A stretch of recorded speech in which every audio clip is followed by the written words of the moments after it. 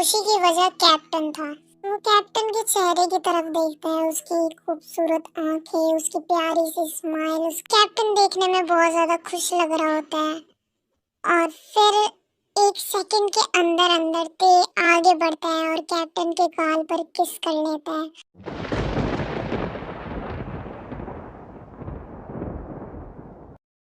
ते और कैप्टन दोनों के दोनों बिल्कुल शॉक में थे। आई एम सॉरी, मेरा ये करने का बिल्कुल भी मतलब नहीं था, ये मुझसे ऑटोमेटिकली हो गया। मैं बहुत ज्यादा खुश था और एक्साइटेड था और आज तुम सच में बहुत ज्यादा क्यूट लग रहे हो और तुम्हारी स्माइल, आई होप कि तुम हमेशा स्माइल करो। इससे पहले कि ते आगे और कुछ बोलता इतने में कैप्टन उसे अपनी तरफ खींचता है और उसे किस कर लेता है। ते यहाँ पे खुद भी शॉक हो जाता है, लेकिन थोड़ी देर के बाद ते खुद भी रिस्पॉन्स करता है। जो भी वो दोनों कर रहे थे वो काफी गलत था, लेकिन वो फिर भी उन दोनों को सही लग रहा था। फिर थोड़ी देर के बाद वो अलग होते हैं, लेकिन फिर भी उनका सर आपस में जुड़ा हुआ था। कैप्टन, अभी यहाँ पे सिर्फ हम दोनों हैं, तो तुम मुझे जियान बुला सकते हो। ते को लगता है कि अभी उसका दिल बाहर आ जाएगा, लेकिन ते बिना हिचकिचाए दोबारा कैप्टन को किस कर लेता है। लेकिन इस बार इनके बीच ना ही कोई रुकावट थी, ना ही कोई फॉर्मेलिटी थी और ना ही कोई हिचकिचाहट थी। ना ही कुछ सही था और ना ही कुछ गलत। बस दो रूह जो एक दूसरे को पाते हैं। A few moments later. अब वो दोनों फेरिस व्हील की राइड करके आ चुके थे और वो दोनों कहीं जा रहे होते हैं। यहाँ पे कैप्टन नोटिस करता है कि ते फिर से शांत हो गया है, लेकिन इस बार उसका चेहरा पूरा लाल था। तुम इतने ज्यादा शांत क्यों? अभी जो कुछ भी फेरिस व्हील में हुआ, तुम उसके बाद से कुछ ज्यादा ही शांत हो। है क्या? नहीं, ऐसा कुछ नहीं है। ते ऐसा जवाब देता है, लेकिन उसका चेहरा शर्म के मारे टमाटर की तरह लाल था। वो दोनों आपस में ही छोटी मोटी बहस कर रहे होते हैं। फिर उसके बाद उनका ध्यान पास में खड़े दो बच्चों की तरफ जाता है और वो बच्चे शायद से 9 साल के होंगे। पर मुझे अभी भी भूख लगी है। उस बच्चे की नजर डम्पलिंग्स पर होती है। मुझे भी दे, लेकिन हमें ये अपने फैमिलीज के साथ शेयर करके खाना चाहिए। कैप्टन और ते दोनों के दोनों कंफ्यूज होते हैं, लेकिन ते बहुत ज्यादा सैड फील करने लग जाता है, क्योंकि उस बच्चे का नाम उसको उसके बेस्ट फ्रेंड की याद दिलाता है, जिसको वो बहुत ज्यादा मिस कर रहा था। फिर पास की दुकान से ते 2 डम्पलिंग्स खरीदता है और उन दोनों बच्चों के पास जाता है। हाय। उन बच्चों को हाय कहता है, लेकिन वो बच्चे डर जाते हैं और एक कदम पीछे हटा लेते हैं। ओह, मेरा मतलब तुम्हें डराना नहीं था, मैंने बस तुम्हारी बातें सुनी, तो मैं तुम्हारे लिए कुछ डम्पलिंग्स खरीद के लिए आया। सर, हमारे पास पैसे नहीं है। दोनों बच्चे डरे हुए लग रहे होते हैं और दोनों के दोनों हिचकिचाते हैं किसी अजनबी से खाना लेने से। फिर भी उन्हें कन्विंस करने की कोशिश करता है और वो उस डम्पलिंग में से एक बाइट लेता है, ताकि बच्चों को ये पता लग सके कि वो खाना सेफ है उनके लिए। फिर वो खाते हुए देखने के बाद बच्चों को तसल्ली हो जाती है और वो डम्पलिंग उठाते हैं और खाना चालू करते हैं। ये बहुत ज्यादा डिलीशियस है, थैंक यू सो मच। ते बहुत ज्यादा खुश हो जाता है बच्चों को मुस्कुराते हुए देखकर। क्या अब तुम दोनों को मेरा यकीन हो गया? अब जरा ध्यान से सुनना, हर कोई इतना ज्यादा बुरा नहीं होता जितना तुम सोचते हो। दुनिया में अभी भी अच्छे लोग हैं, तुम उन पर भरोसा कर सकते हो, लेकिन इतना नहीं कि वो तुम्हें बेवकूफ बनाए, ठीक है? बच्चे में सर हिलाते हैं और फिर जाकर ते को हक कर लेते हैं। मेरा नाम मिनयुक है और इसका नाम तेयुन है। ओह, हमारा पहला नाम तो सेम ही है, मेरा नाम है तेयुन। थोड़ी देर के बाद वो बच्चे वहाँ से चले जाते हैं। ते को अभी भी उसका दिल भारी लग रहा था।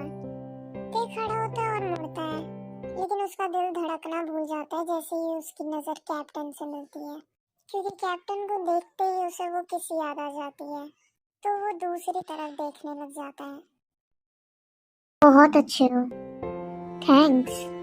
तेयो, क्या तुम मुझ पे भरोसा करते हो? ते बिल्कुल शांत हो जाता है। क्या वो सच में ही कैप्टन पे ट्रस्ट करता है? ते को ये बात तब से पता है जब वो पहली दफा कैप्टन से मिला था। वो पहले से ही उस पर ट्रस्ट करता है और ये बात उसे खुद भी नहीं पता क्यों। Of course। ये सुनने के बाद कैप्टन ते का हाथ पकड़ता है और उसे घोड़े पे बिठाता है और फिर वो दोनों बैठकर वहाँ से चले जाते हैं। A few moments later. हम अभी कहाँ पर हैं? कैप्टन कुछ नहीं कहता, बस ते का हाथ पकड़ के उसे लेकर जाता है एक ऐसी जगह पे जहाँ पे बहुत सारी झाड़ियाँ थी। फिर जैसे ही वो झाड़ियों से बाहर आते हैं, ते की आंखें फटी की फटी रह जाती हैं जब वो देखता है कि वो दोनों एक चट्टान के ऊपर खड़े हैं। ते के लिए ये दूसरी दफा था जब उसने कुछ ऐसा देखा था। उस नजारे के लिए उसके पास कोई शब्द नहीं थे। वाह, ते बिना पलक झपकाए बस आसपास देख ही रहा होता है। उस नजारे की सुंदरता की वजह से ते भूल चुका था कि उसे ऊंचाई से डर लगता है, जबकि वो दोनों एक चट्टान के ऊपर खड़े हैं। ये बहुत ज्यादा अच्छा है। आसपास कोई शहर की लाइट नहीं थी और जो फेस्टिवल एरिया था वो यहाँ से साफ साफ नजर आ रहा था। ते ने ये सब फेरिस व्हील पे पहले भी देखा था, लेकिन ये यहाँ से और भी ज्यादा क्लियर नजर आ रहा था।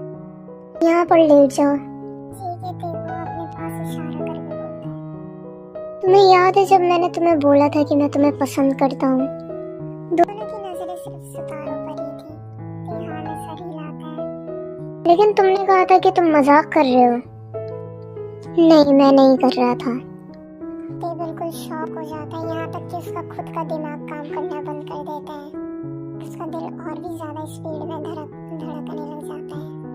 मैं तुम्हें सच में चाहता हूँ, लेकिन मैं पहले कंफ्यूज था क्योंकि एक आदमी दूसरे आदमी से प्यार नहीं कर सकता, है ना? ते को थोड़ा बुरा लगता है क्योंकि इस दौर में उसकी सेक्सुअलिटी को कोई नहीं जानता। वैसे हाँ, ये फीलिंग मेरे लिए काफी नहीं है। मुझे कभी ऐसा फील नहीं हुआ। फिर ते कैप्टन को समझाता है। ये सब एक आदमी के लिए भी फील करना काफी नॉर्मल है, क्योंकि फीलिंग्स जेंडर देख के थोड़ी आती है। ये हमारे इमोशंस हैं जिन्हें हम नहीं रोक सकते। ये सब पहले से ही डिसाइडेड है कि ये होगा। यहाँ तक कि हमारी फीलिंग्स भी हमारी किस्मत से अलग काम कर सकती हैं और इसमें हम कुछ भी नहीं कर सकते।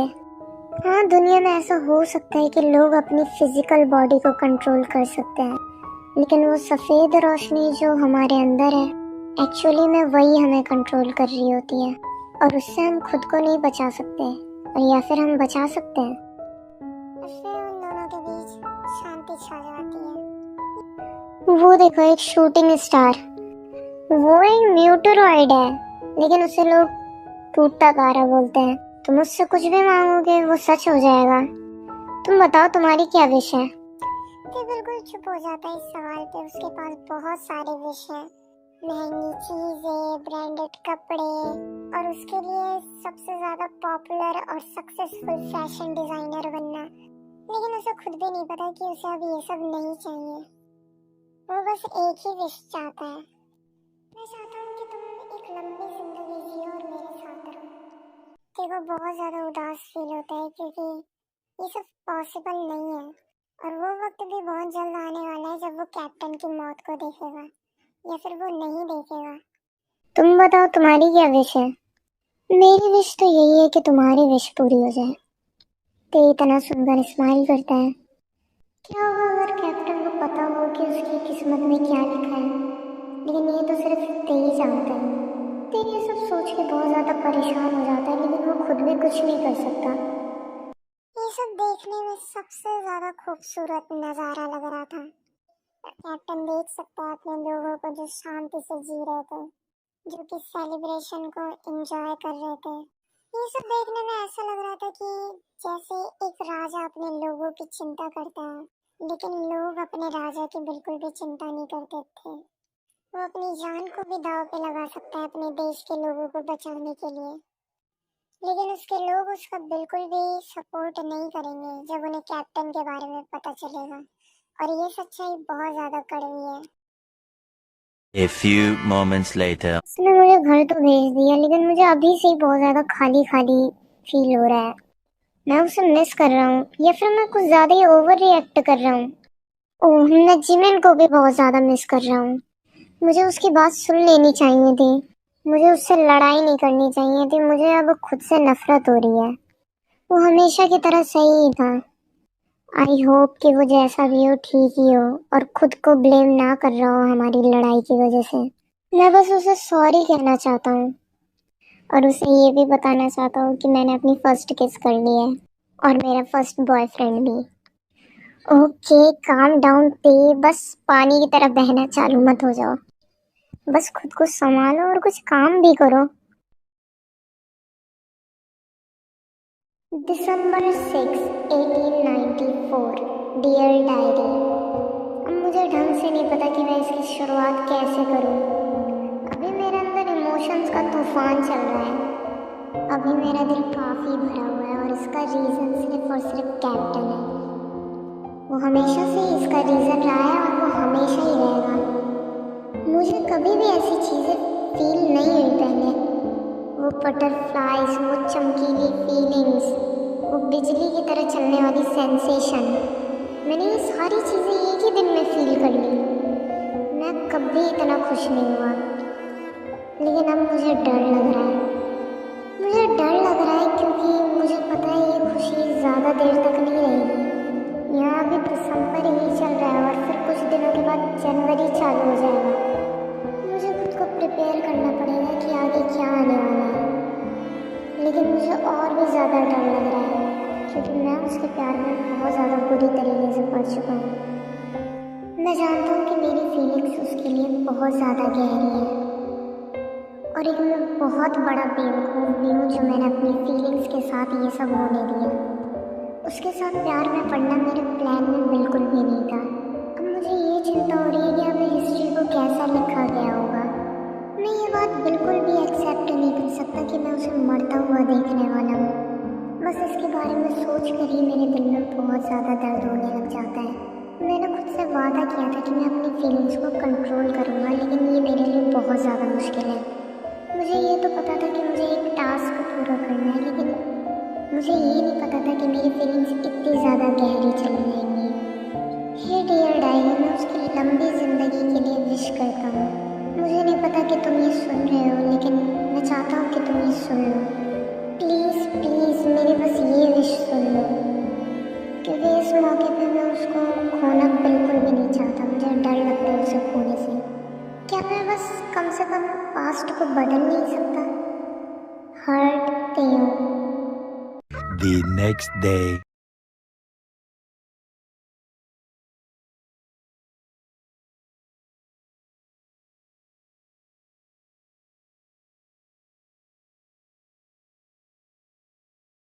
कैप्टन आ रहे हैं। सारे सोल्जर अपनी पोजीशन पर पहुंच जाते हैं।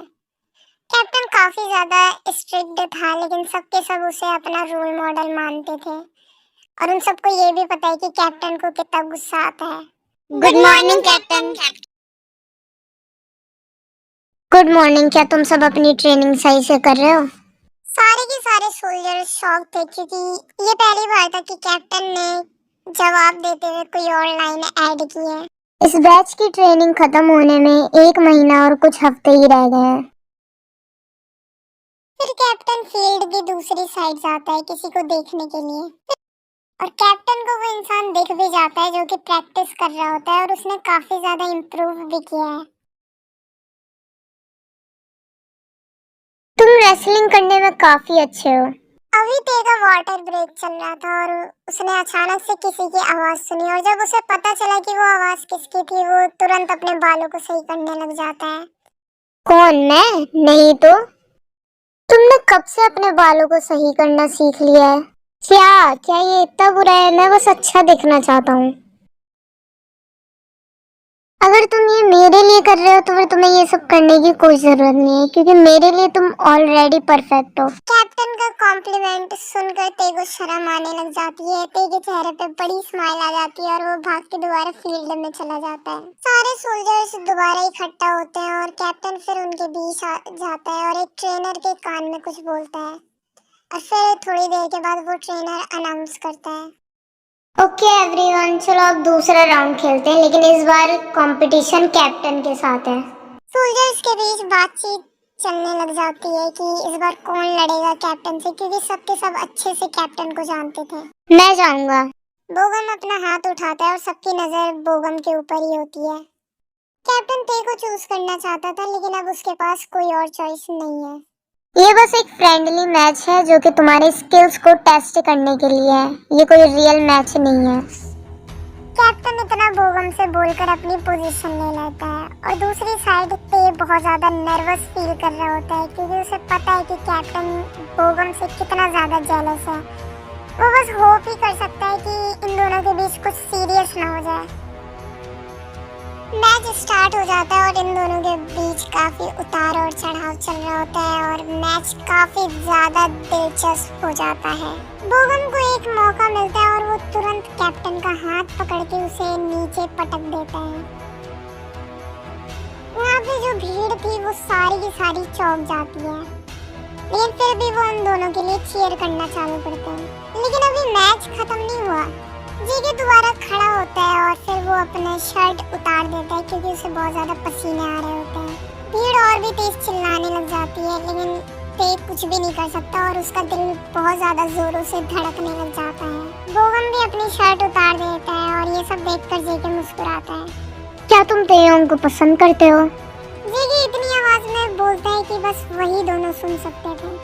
इनके बीच मैच दोबारा चालू हो जाता है और फिर से इनके बीच उतार चढ़ाव चालू हो जाता है। ये सब देखने में पेनफुल लग रहा था, लेकिन जेके के लिए ये सब कुछ भी नहीं था। जेके सालों से लड़ रहा है, लेकिन इस बार ऐसा क्या ही होगा जो उसे पेन फील होगा। बोगम अपनी बाजू से जेके की गर्दन लॉक कर देता है। क्या तुम पसंद करते हो? जेके जल्दी से उसके हाथों से निकल जाता है और अब उन दोनों ने अपनी पोजीशन चेंज कर ली थी। इस बार जेके ने बोगम को अपने बाजू से लॉक कर रखा था। ये चौंकाने वाला था क्योंकि जेके ने ये काफी जल्दी किया। कब से एक सवाल का जवाब एक सवाल होने लग गया। अभी से बोगम को अभी इस बात की बिल्कुल भी चिंता नहीं है कि वो कैप्टन से बिना फॉर्मेलिटी के बात कर रहा है, क्योंकि ये मैच फ्रेंडली मैच है ना? और क्या होगा अगर मैं उसे पसंद करता भी हूँ? इस बीच बोगम जेके का हाथ पकड़ता है और उसे मोड़ देता है। जेके को थोड़ा दर्द महसूस होता है क्योंकि ये अटैक उसकी नसों पर था, लेकिन जेके जल्दी और स्मार्ट था। माफ करना ऐसा बोलने के लिए, लेकिन मुझे नहीं लगता कि अब तुम्हारा यहाँ पे कोई चांस है। बोगम इतने में जेके को हाई किक देने वाला होता है, लेकिन जेके तुरंत उसका पैर पकड़ता है और उसे जमीन पर गिरा देता है। The match is over. Trainee ऐसा बोलता है और दोनों के दोनों ग्राउंड पर होते हैं और दोनों की सांसें फूल रही होती हैं और भीड़ में सन्नाटा छा जाता है। जेके अपना हाथ आगे बढ़ाता है बोगम की तरफ। Nice match captain. बोगम इतना बोलता है और खड़ा हो जाता है। फिर वो दोनों अपनी नेक्स्ट ट्रेनिंग के लिए जा ही रहे होते हैं, लेकिन इतने में ही ते जेके के पास आता है। क्या तुम ठीक हो? जेके अपने बाल सही कर रहा होता है और वो ते को देखकर स्माइल करता है। हाँ खैर, मुझे इन सब की आदत है। तुम बहुत हॉट हो। अरे यार, ये मैंने क्या बोल दिया? मुझे पता है। अब जल्दी से अपनी ट्रेनिंग पे जाओ, वो सब स्टार्ट करने वाले हैं। मेरी बॉडी बहुत ज्यादा थक गई है। क्या ये मैं कल नहीं कर सकता? तुम ऐसा नहीं कर सकते लव, तुम फ्यूचर सोल्जर हो। क्या तुमने मुझे अभी अभी लव बोला? क्या ये बुरा है? मुझे लगा कि हम दोनों साथ में हैं। एक लंबी सांस लेता है और वो अपनी स्माइल बिल्कुल भी रोक नहीं सकता। क्या इसे नहीं पता कि मैं अभी कितना ज्यादा शाय फील कर रहा हूँ? ओह गॉड, मैं इसे फिर से किस करना चाहता हूँ। नहीं, ऐसा नहीं है लव। जब ते ऐसा बोलता है दोनों के दोनों हंसने लग जाते हैं। Excuse me. दोनों के दोनों अपना सर पीछे मोड़ते हैं जब उन्हें एक औरत की आवाज सुनाई देती है।